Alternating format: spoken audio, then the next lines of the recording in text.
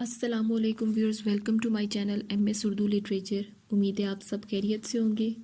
Viewers, आज की video में हम बात करेंगे उर्दू ग्रामर पे।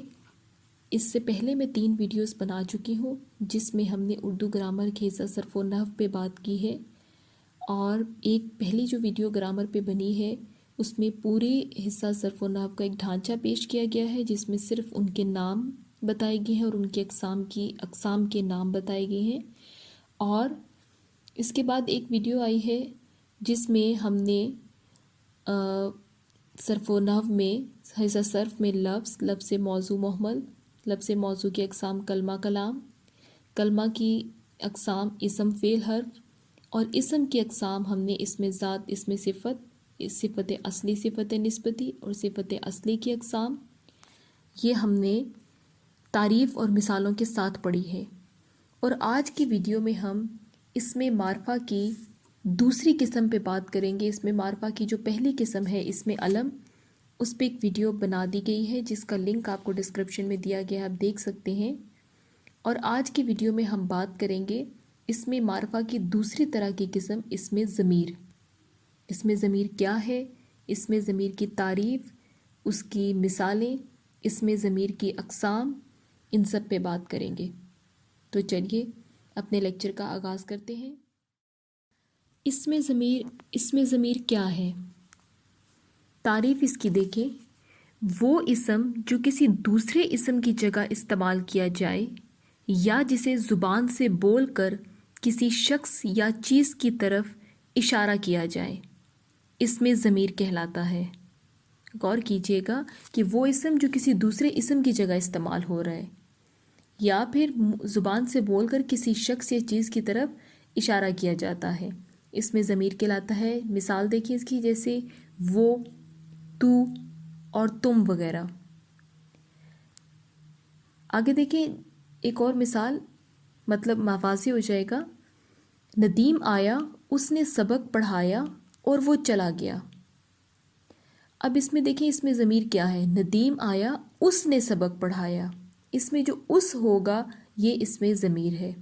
उसने सबक पढ़ाया और वो चला गया, यानी पहले हमने नाम इस्तेमाल किया और बाद में हमने उसकी तरफ इशारा किया, तो हमने उस के लगा कि हमने नदीम की तरफ इशारा किया है कि उसने सबक पढ़ाया और वो चला गया। कौन चला गया? नदीम चला गया। तो वो जो होगा ये इसमें ज़मीर है।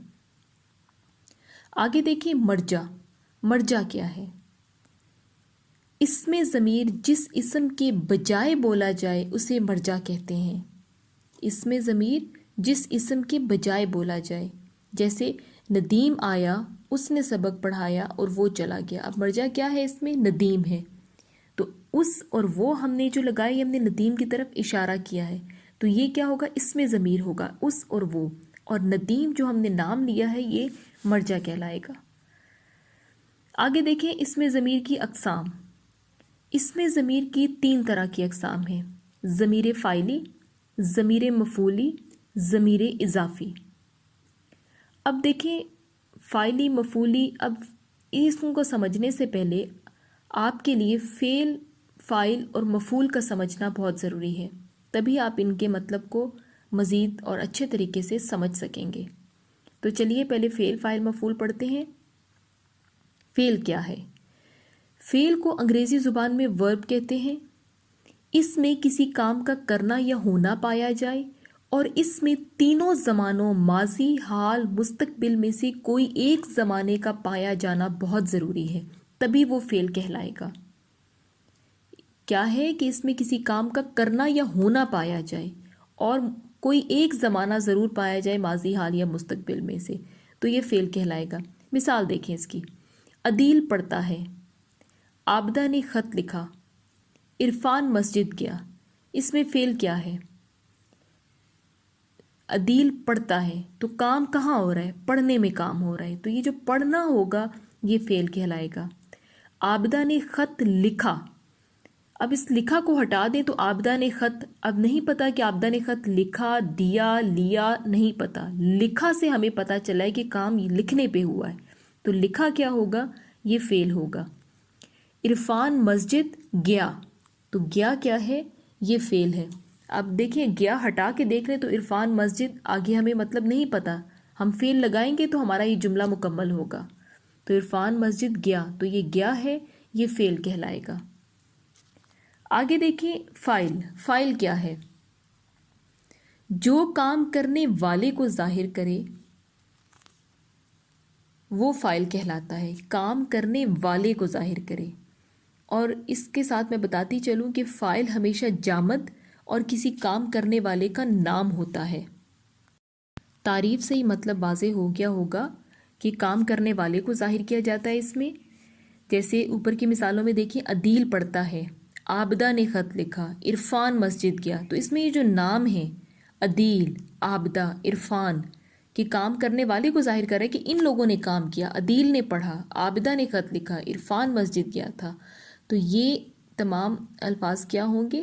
یہ فاعل کہلائیں گے. کام کرنے والے الفاظ اس میں فاعل کہلاتے ہیں. آگے دیکھیں مفعول. مفعول کیا ہے؟ ایسا اسم جو اس شخص یا چیز کو ظاہر کرے جس پر کوئی فعل واقع ہوا ہو. غور کیجئے گا کہ ایسا اسم جو اس شخص یا چیز کو ظاہر کرے جس پر کوئی فعل واقع ہوا ہو، اس میں مفعول کہلاتا ہے. یا آپ یوں بھی کہہ سکتے ہیں کہ جس پر کام کیا جائے یا جس پر کام کا اثر پڑے، مفعول کہلائے گا. جیسے مثال دیکھیں، عابدہ نے خط لکھا، عرفان مسجد گیا. تو کام کہاں پہ، کس پر بھی کام واقع ہو رہا ہے؟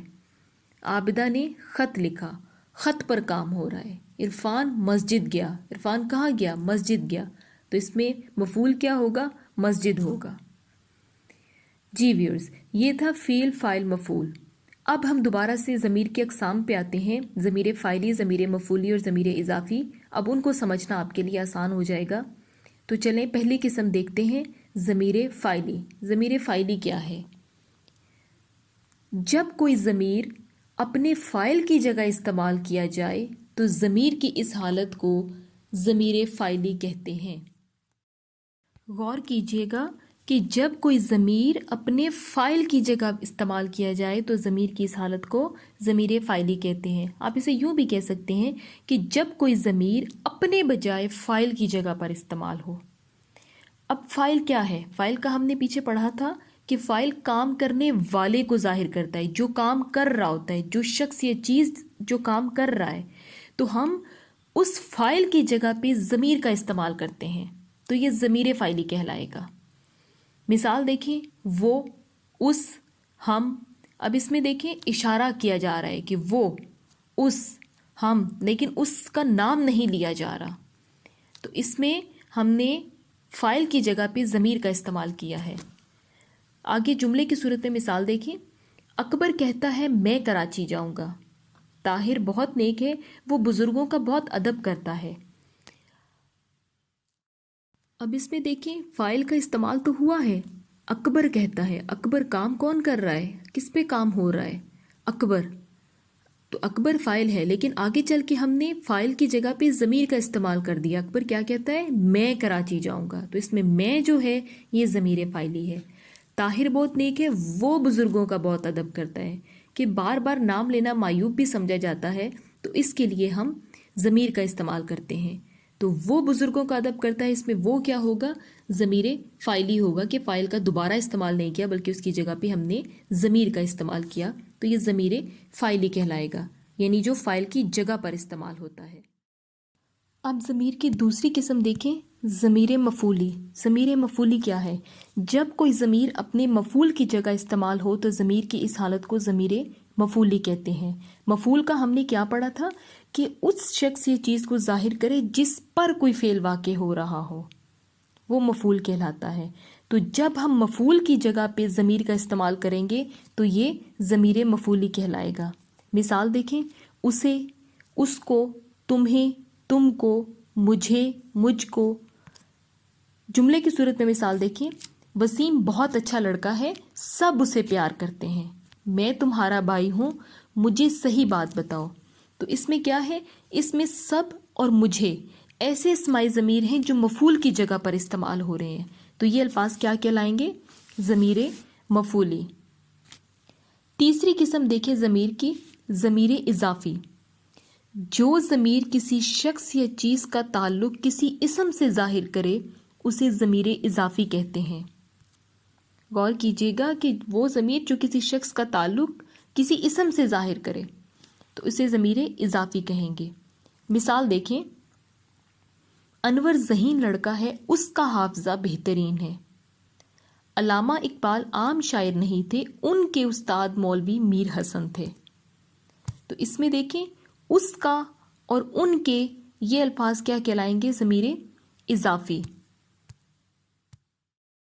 क्योंकि ये तमाम अल्फाज जैसे उसका, उनके, ये ऐसे अल्फाज हैं जो मर्जा की तरफ इशारा कर रहे हैं, जो मर्जा से अपना ताल्लुक़ ज़ाहिर कर रहे हैं। जैसे उसका, उनके, तुम्हारा, मेरा, आपका, हमारा, ये अल्फाज जो मर्जा से की तरफ ताल्लुक़ ज़ाहिर करें तो ज़मीर की इस हालत को ज़मीर इज़ाफ़ी कहेंगे। अब बारी आती है ज़मीर की सूरतों की। ज़मीर की कितनी सूरतें हैं? ज़मीर की 3 सूरतें हैं, ज़मीर गायब, ज़मीर हाजिर, ज़मीर मुतकल्लम। पहली देखें, ज़मीर गायब क्या है?